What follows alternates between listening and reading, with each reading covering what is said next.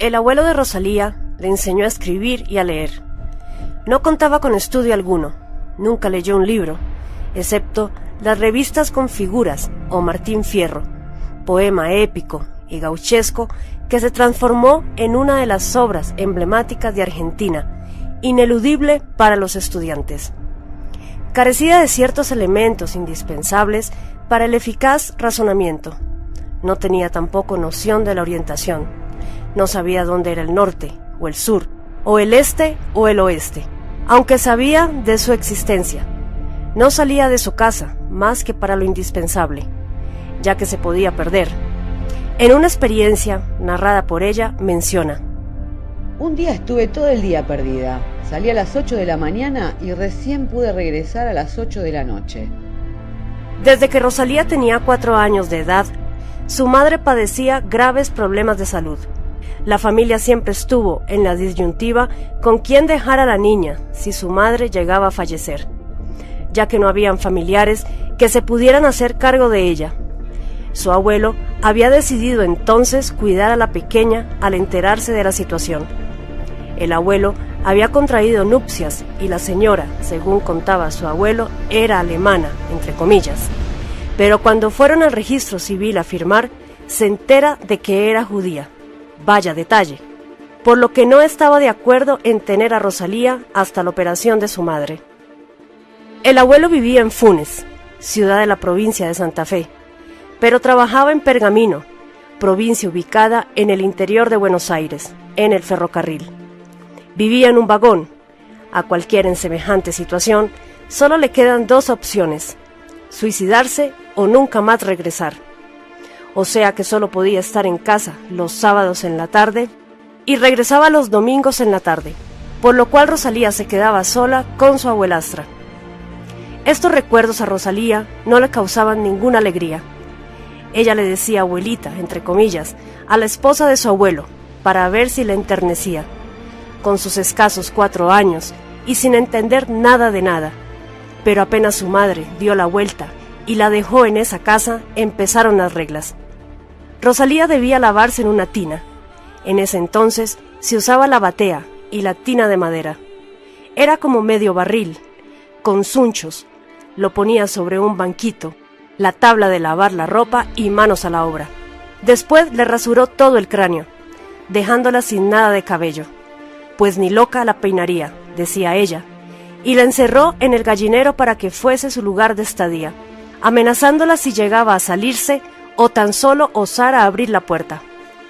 Los fines de semana, cuando venía el tranquilo de su abuelo, le preguntaba si estaba contenta con la abuelita, a lo que Rosalía respondía que sí, preguntándole después a ella qué tal se portaba la nena, haciéndose el desentendido de todo.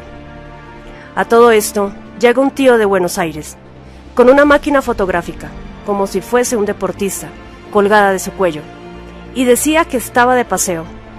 El tema es que le saca una foto a Rosalía y se le envía a su madre, que estaba más muerta que viva, ya que la habían abierto de cadera a cadera, de la cintura a la pelvis, a través de 3 operaciones infernales. No le daba mucho tiempo de vida. La cuestión es que al poco tiempo llega su madre y entra a los gritos diciendo que se la llevaba. El abuelo aún no había llegado del trabajo, serían las 11 de la mañana, y piden que le den la ropa para llevársela. Su ropa solo constaba de 2 delantales a los tobillos, hechos de una cortina vieja de cretona descolorida. Uno se ponía y otro lavaba.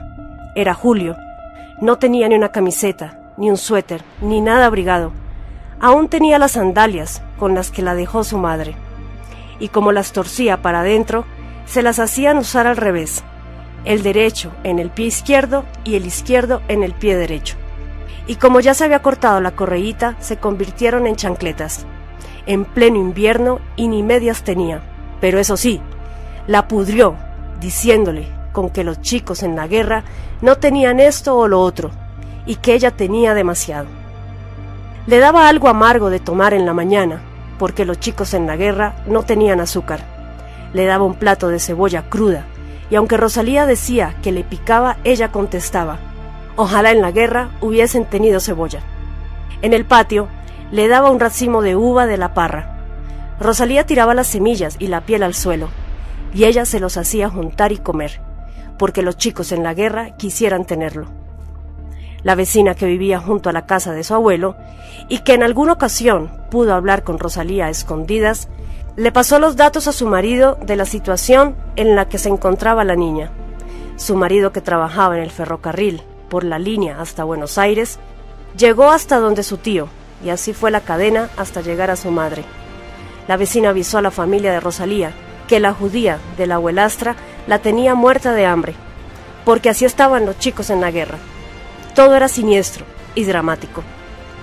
Cuando llegaron a Rosario, llevaron a Rosalía al hospital Unione e Benevolenza, sacándole una radiografía de los pulmones, y resulta que había estado enferma de los pulmones, pero según el médico, ella era de contextura física fuerte. Seguro, si no fuese por los extraterrestres, la abuela hubiera enviado a Rosalía directo al hoyo. El asunto fue que el médico le dijo a su madre que esa foto la hiciera desaparecer, y que del tema nunca más hablaran delante de ella, y que si la niña hablaba, que no le siguieran la conversación. Tuvo que estar un año escondida hasta que le creciera el cabello y engordara, ya que los niños cuando la veían le decían radiografía, pues se le notaban las costillas, las vértebras y los huesos de la cadera. Fue la última foto que sacó su tío de Rosalía, y hasta los 13 años no le volvieron a tomar más fotos, hasta que pareciera un ser humano nuevamente. A pesar de no haber estado en la guerra, había parecido estarlo, y sin embargo no se quejó, por el contrario, se rió, porque según Rosalía, los extraterrestres le reforzaron el humor. Sea por lo que sea, y tras todo lo vivido, las palabras de Rosalía fueron: No se puede estar más de 50 años odiando, haciendo que los hijos que van naciendo vayan engendrando odio hacia toda la humanidad. No viven ni dejan vivir, y enseñarles a los hijos que deben odiar, nunca olvidar y jamás perdonar. Eso no es honesto. Privarlos de querer al prójimo, sin cariño, sin amor. Solamente vivir al acecho para pisarle la cabeza al prójimo, estafarlo, empeñarlo y destruirlo. ¿No haber un poco de sentimientos caritativos? Solo Rosalía rogaba y pedía que los superiores la escucharan, que terminara esa agonía, que si debía pasar por esa prueba, terminara en ese milenio. La casa donde vivía Rosalía tenía tejido por los 3 lados, o sea que todos veían el teatro, y para colmo, los niños se juntaban en la vereda. No se sabía si los mandaban o iban por iniciativa propia, pero se ponían a gritar, que la dejaran salir a jugar. Todos al unísono gritaban lo mismo. Ella no sabía dónde esconderse, y su abuelita tenía ansias de cometer asesinato en serie. En el fondo de la casa había un cañaveral. La caña por lo general tiene las raíces casi afuera de la tierra, y entre raíz y raíz se había hecho un túnel donde habitaba una víbora, del grosor de una botella de 1 litro. Era negra, verde y naranja. Rosalía la quería, ya que era su única amiga. Vivía molestándola en la cabeza y le decía: Kichi, kichi, kichi. Hey, dormilona, todo el día dormís. Ya que no tenía idea de que las víboras dormían de día y eran activas en la noche, tema que comprendió mucho tiempo después. La víbora empezaba a correrse y la mareaba, esos colores negro, verde y naranja, de escamitas imperceptibles. Al tocarla y acariciarla, la hacía estremecer, pero no de miedo, parecía que le corría una electricidad, pero era dócil y se dejaba acariciar. Rosalía definitivamente la quería. Apenas podía y no la veían, la iba a visitar. En una ocasión, Rosalía estaba mirando por el vidrio de una ventana y observó una víbora del grosor de una botella. Tendría 1,5 metros de largo. Era de color negro con guardas blancas, pero después comprendió que no se trataba de una víbora, en el sentido femenino, sino de un víboro. La vio venir arrastrándose hasta donde una pata plumífera y se empezó a deslizar sobre ella, y la pata se pone chatita en el suelo, y el víborón se le va enroscando en el cuello. Pensó Rosalía que la iba a ahorcar, porque le dio un par de vueltas en el cogote, y luego la miraba fijamente, apuntándole a los ojos, y resultó que la víbora se estaba sirviendo a la pata, sexualmente hablando, pisándola como hace el gallo. Al cabo del tiempo, los patitos nacían con el mismo dibujo de la víbora en las plumas, de color negro y blanco con arabescos. El tema le había causado estupor, pero Rosalía siempre les tuvo un cariño especial a las víboras, por lo cual jugaba con muchas de ellas en el gallinero donde su abuela la mantenía encerrada. En otra oportunidad, fue hasta el gallinero el hijo de 18 años de una amiga de su abuela. Rosalía se encontraba jugando y en su inocencia quiere enseñarle su nueva mascota. El joven, al ver la víbora, se pone a gritar y alerta a Ana, la abuela. De inmediato llegan todos con palos de escoba y revientan a golpes al pobre animal. Rosalía queda muda de indignación y su angustia no tenía límite. ¿Qué podía importar lo que sintiera ella, una nena de escasos 6 años? Todos la espiaban, todos la acusaban, pero ella, en su corta edad, tenía más sentimientos y era más humanitaria que los 3 juntos. La amargura del suceso no se la pudo sacar en años. Todos los días, la pequeña se arrodillaba junto a esas vértebras a llorar para pedirle a su querida víbora que la perdonara. Lo único que Rosalía sabía es que le habían hecho vivir cada mes, que parecían años, todo un infierno. No entendía cómo alguien podía soportar tanto. Era un cuento de nunca acabar. Su vida, cada secuencia de la misma, tenía tantos laberintos, que aunque haya tomado atajos, era todavía todo muy complejo. Y en cada laberinto, un sinfín de calamidades. Tuvo que pasar por todo, y esas crueles experiencias son las que le dan vida a este relato. Sin poder retroceder lo ya andado. Esta era su forma de comunicarse, mediante este relato. No culpaba a nadie por el desarrollo de los acontecimientos. Debía ser así, estaba escrito así, pero aún seguía sin entender nada de lo que pasaba. Le habían hecho tantas y tantas que muy seguido pensaba: ¿tanto mal hice en esta vida? Y enseguida respondía: no, debió ser en otra, porque en esta no tuve tiempo. Si todo ya estaba diagramado, escrito para que así fuese, que debemos hacernos cargo del karma que otros no quieren asumir, y cómo el tiempo se agota para que los demás asuman ese karma, ¿debía hacerlo entonces Rosalía para acelerar ese proceso? Los extras responden: este mundo deberá terminar para que comience otro mundo nuevo. Se hará una limpieza total. No habrá más corrupción. Se eliminará todo lo negativo.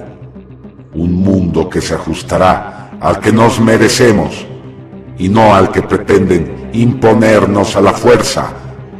Se eliminará la lacra que está contaminando este mundo, o mejor dicho, que ya lo contaminó. Lo único seguro es que nada estaba siendo inventado. Su vida tenía un plan, y los extraterrestres estaban dirigiendo ese plan. Y para el lector que no esté de acuerdo, estas fueron sus palabras: reclámele a los extraterrestres que saben de las travesuras que hizo cada uno en este mundo, ya que llegaron al final donde se terminó el plazo para que recapacitaran y no siguieran profanando las arcas, los bienes del pueblo que son sagrados, ya que con su habitual humildad los eligió para sacarlos de la miseria, no para hundirlos. Ahora ya es tarde. El peor error que cometieron es haber creído que se podían manejar al libre albedrío con el esfuerzo del pueblo. Ahora no tendrán dónde esconderse y deberán rendir los hechos miserables de sus vidas, por egoístas, malintencionados, hipócritas, sepulcros blancos por fuera. Tenía Rosalía 7 años cuando el médico frente a ella desahució a su madre. Aunque no quiso decir el médico cuánto le quedaba de vida, su madre insistía llorando para saber qué hacer con su hija. Tanto insistió que al final el médico cedió debido a la amistad de años que les unía. Sus hermanos nunca supieron. Rosalía jamás les dijo. Se aferraba a su madre como a una tabla de salvación. El terror invadía a la niña, que por miedo de dejar sola a su madre, dejó de ir a la escuela. Temía que algo le sucediera cuando ella no estuviese. No valieron los intentos de los maestros de ir a buscarla para que regresara a sus estudios, ya que era muy buena alumna. Y así fue pasando el tiempo. La pequeña Rosalía ya contaba con 12 años y se había pegado el estirón. Medía unos 56 metros. Su madre soñaba con casarla muy joven. Le enseñó a maquillarse, a usar zapatos de tacón alto, y los pretendientes fueron asomando. La niña, por supuesto, no entendía nada, por lo cual escapaba despavorida. Hasta que llegó el día donde su primer pretendiente, un técnico chileno que estaba poniendo en marcha la acería Hacendar, fue a pedir su mano en casamiento y su madre aceptó.